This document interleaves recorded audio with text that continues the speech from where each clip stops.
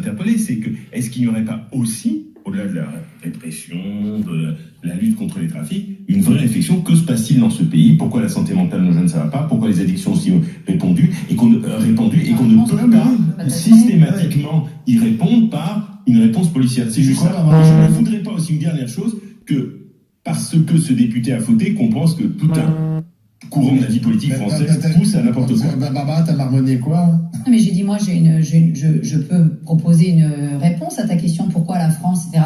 Parce que la France est un pays éminemment politique, un pays, on pourrait dire même un pays d'idéalistes, de gens qui ont envie de croire à des grands idéaux, de se battre pour ces grands idéaux et d'essayer de dépasser. Donc on se drogue. Non, mais de dépasser notre condition. Or, la société de consommation, les réseaux sociaux, l'abrutissement généralisé fait qu'on a perdu tous ces grands engagements d'idéaux qui font que oui, tu es capable de transcender aussi ton petit nombril. Et à partir du moment où tu es systématiquement renvoyé à ton nombril, c'est-à-dire la société de consommation, les réseaux sociaux te renvoient à ta propre misère et que tu ne t'élèves pas à essayer de répondre à un projet collectif, qui soit d'ailleurs un projet politique, spirituel ou autre, tu te rabougris sur ton petit nombril, et ton petit nombril, qu'est-ce que c'est? C'est oh, je suis malheureux, bah, qu'est-ce que je fais? Oh, bah, je vais me bourrer la gueule, ou je vais boire, ou je vais fumer pour penser à autre chose. C'est ça qui manque, c'est le manque d'idéal. Et peut-être que justement, s'engager en politique, c'est être poussé par un idéal. C'est être poussé par un idéal. Donc après, peut-être que ce monsieur, il prend la drogue pour autre chose, pour booster. Mais laissons ce monsieur un instant. Non, mais moi, laissons ce monsieur un instant. C'est symbolique. Attention sur le chemsex, parce que ce monsieur, on ne sait pas s'il a pris que pour lui. Peut-être qu'il était en train aussi d'entraîner ses partenaires dans la pratique et dans la consommation de ça. Donc, oui, parce que il le est peut-être chemsex, pas que pour sa propre consommation.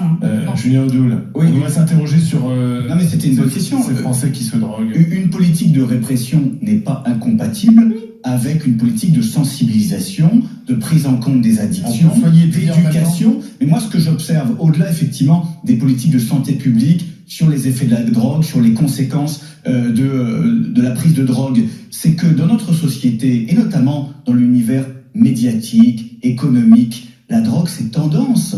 En fait, le cinéma, certaines émissions, certaines séries, finalement le cannabis, c'est banal, c'est anodin, il faut même en prendre parce que ça donne un petit côté fun. Il y a tous ces messages-là qui sont véhiculés à la jeunesse, qui finalement édulcorent et minimisent les conséquences sanitaires désastreuses de la prise de drogue. Donc il y a ça aussi. Et excusez-moi, là on parle d'un député qui doit servir d'exemple.